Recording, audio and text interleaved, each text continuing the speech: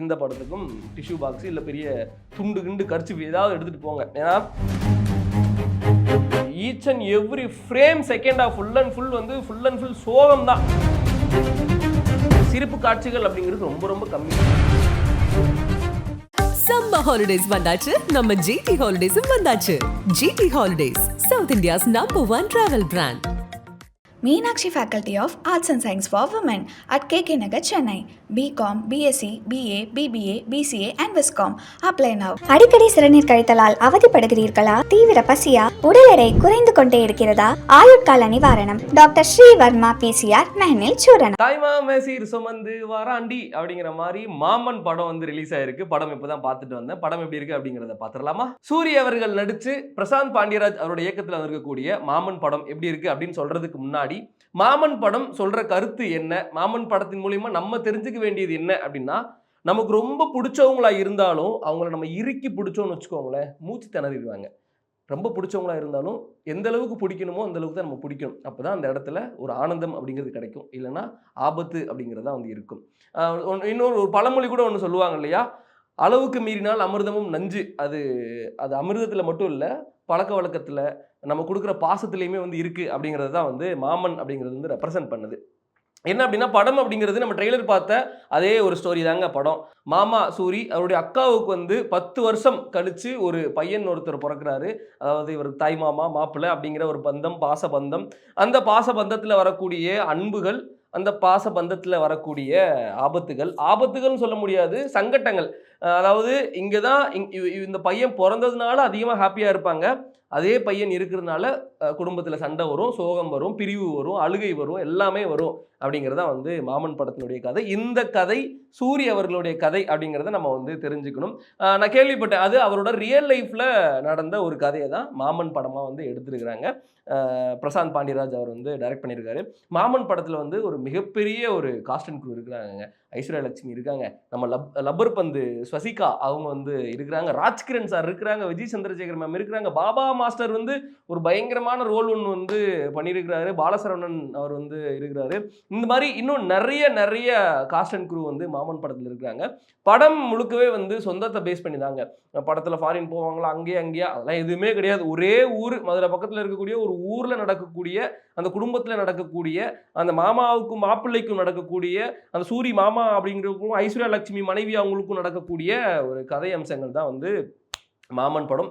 படத்தில் நான் அப்பவே சொன்ன மாதிரி எந்த ஒரு நமக்கு சொந்தமாக இருந்தாலும் நம்ம கொடுக்குற பாசம், நம்ம கொடுக்குற இம்பார்ட்டன்ட் அப்படிங்கிறது ஒரு லெவலுக்கு தான் இருக்கணும். ஏன் அப்படின்னா, நம்ம ஒருத்தவங்க மேலே அதிகமாக பாசம் வைக்கிறோம் அப்படிங்கிறதுனால பின்னாடி பாதிக்கப்படுறவங்க அப்படிங்கிறது நிறைய பேர் இருக்காங்க. நம்ம செல்ஃபிஷாக ஒருத்தவங்களை பார்க்குறோம், அந்த பார்க்கறதுனால பாதிக்கப்படக்கூடிய மற்றவங்களை நம்ம பார்க்கறது இல்லை அப்படிங்கிறது வந்து இந்த மாமன் படம் அப்படிங்கிறது வந்து நமக்கு ரொம்ப ரொம்ப ஸ்ட்ராங்காக வந்து ஹிட் பண்ணுது. இந்த படத்துக்கு நீங்கள் தியேட்டருக்கு போகிறதுக்கு முன்னாடி உங்களுக்கு வந்து நீங்கள் ஒரு சின்ன காட்சி வந்தாலும் நீங்கள் அழுதுருவீங்க, சின்ன ஒரு சென்டிமெண்ட் சீன் வந்தாலுமே அழுதுருவீங்க அப்படின்னா தயவு செய்து இந்த படத்தை சொன்னாங்களே அமரன் படத்துக்கு டிஷ்யூ பாக்ஸ் எடுத்துகிட்டு போங்க அப்படிங்கிற மாதிரி இந்த படத்துக்கும் டிஷ்யூ பாக்ஸ் இல்லை பெரிய துண்டு கிண்டு கர்ச்சிஃப் ஏதாவது எடுத்துகிட்டு போங்க. ஏன்னா ஃபர்ஸ்ட் ஹாஃப்லாம் வந்து ஒரு மாதிரி ஜாலியாக ஃபன்னாக ஆரம்பித்து ஒரு மாதிரி சோகமாக சீரியஸாக ஆரம்பித்து ஜாலியாக போய் அப்புறம் அப்படியே ஒரு மாதிரி சீரியஸாக சோகமாக முடியும். செகண்ட் ஹாஃப்லாம் கம்ப்ளீட் உங்களுக்கு வந்து ஒரு நிமிஷத்துக்கு நிமிஷம், அதாவது ஒரு 10 நிமிஷம் சென்டிமெண்ட்டு, அடுத்து ஒரு 5 நிமிஷம் பிரேக்கு, அப்படிலாம் கிடையவே கிடையாது. Each and every frame second of full and full சோகம் தான். அதுலேயும் வந்து மியூசிக் டைரக்டர் இந்த ஹிருதயம்க்கு ஹாய் நானாக்கெலாம் போட்டார் இல்லையா, ஹேசம் அவர் தான். ஆமாம், அவர் வந்து மியூசிக் ஸ்லோ மோஷன் அப்படி இப்படின்னு போட்டு செகண்ட் ஹாஃப்லாம் ரொம்ப ரொம்ப டீப் சோகமாக ஸ்பூன் எடுத்து கொடுத்துக்கிட்டே இருக்காங்க. சோகம் அழுகுங்க அப்படிங்கிற மாதிரி அவ்வளோ சோகத்தை வந்து கொடுத்துருக்குறாரு. என்ன சூரி சார், உங்கள் வாழ்க்கையில் அவ்வளோ சோகமாக இருந்தது? கண்டிப்பாக அஃப்கோர்ஸ் சூரி சாரோட வாழ்க்கையில் நிறைய சோகங்கள் இருக்குது அப்படிங்கிறது நமக்கு தெரியும் இல்லையா, அவர் கடந்த அந்த பாதைகள் அப்படிங்கிறது நமக்கு தெரியும். ஆனால் இவ்வளோ டீப்பாக ரொம்ப ரொம்ப டீப்புங்க. அதாவது நம்ம நிறைய சோகமான படங்கள் சமீபத்தில் பார்த்துருப்போம், ஆனால் ஒரு சின்ன ஸ்மைல் கூட யாருக்குமே இருக்காது. இந்த படத்தில் சிரிப்பு காட்சிகள் அப்படிங்கிறது ரொம்ப ரொம்ப கம்மி. 2.5 மணி நேரம் படமாக இருந்தாலும் எனக்கு தெரிஞ்சு இந்த படத்தில் இருக்கக்கூடிய ஆர்டிஸ்ட் எல்லாமே ஒரு 5 நிமிஷம் அந்த மாதிரி தான் சிரிச்சிருப்பாங்க. பேலன்ஸ் இருக்கிற 2 மணி நேரம் 20 நிமிஷமும் அழுதுட்டு தான் இருக்கிறாங்க. எல்லார் கண்ணிலையுமே கண்ணீர். ராஜ்கிரண் சார் ஒரு சைடு அழுக வைக்கிறாரு, விஜய் சந்திரசேகர் மேம் அழுக வைக்கிறாங்க, சூரிய அழுக வைக்கிறாரு, ஐஸ்வர்யா லட்சுமி அழுக வைக்கிறாங்க, ஸ்வசிகா அழுக வைக்கிறாங்க, பாபா மாஸ்டர் பாபா மாஸ்டர்லாம் ஒரு சீனுக்கு மேலே பாவப்பட்டு நீங்களே வந்து அழுக ஆரம்பிச்சிருவீங்க. அவர் வந்து அந்த குட்டி பையன் லட்டு அப்படிங்கிற ஒரு கேரக்டரில் பண்ணியிருக்காரு. லட்டு அப்படிங்கிற கேரக்டரில் பண்ணிக்கக்கூடிய அந்த குட்டி பையன் இருக்காரு இல்லையா, அவரோட அப்பாவா வந்து பாபா மாஸ்டர் ஸ்வசிகா அவங்களோட ஹஸ்பண்டாக வந்து பண்ணியிருக்காங்க.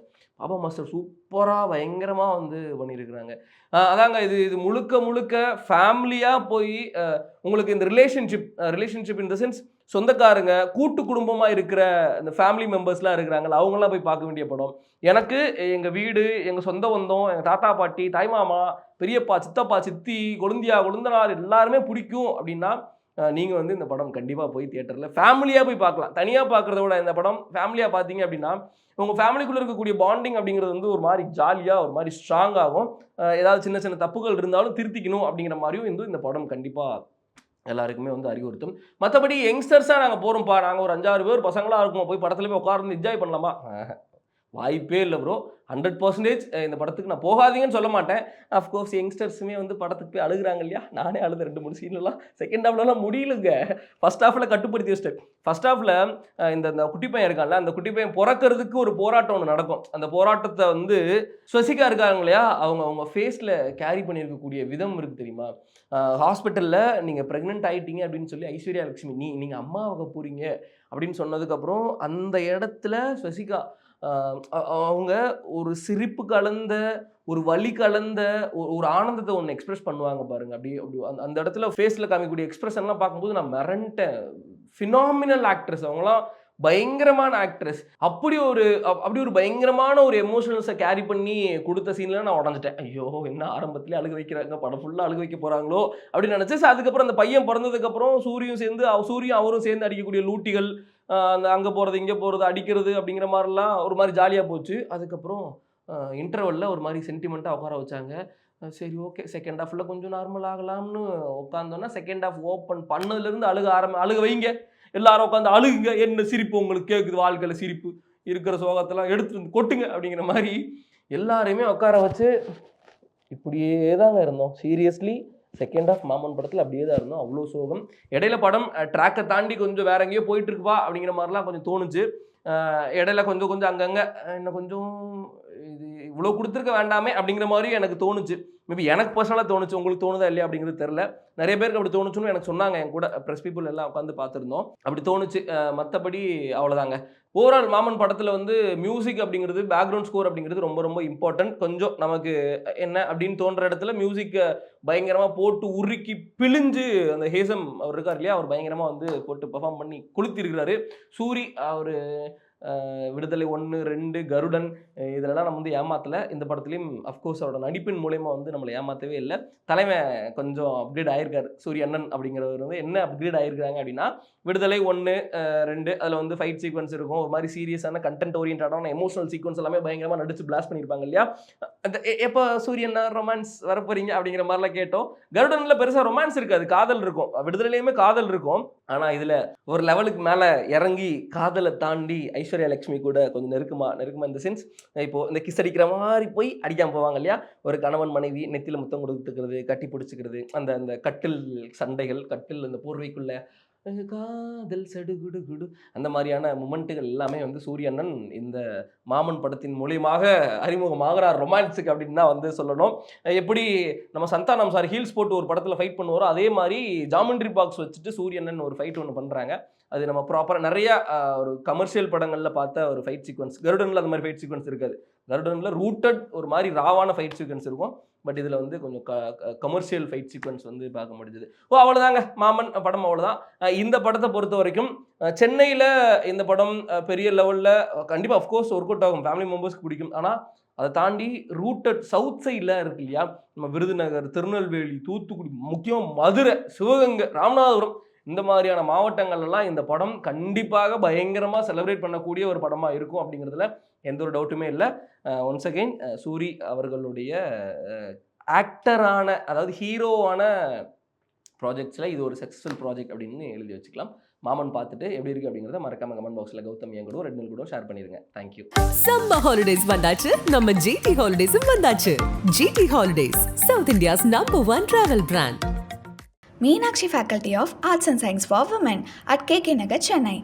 BCom, BSc, BA, BBA, BCA and Viscom. Apply now. அடிக்கடி சிறுநீர் கழித்தலால் அவதிப்படுகிறீர்களா? தீவிர பசியா? உடல் எடை குறைந்து கொண்டே இருக்கிறதா? ஆயுட்கால நிவாரணம் டாக்டர் ஸ்ரீவர்மா PCR மெஹனில் சூரணம்.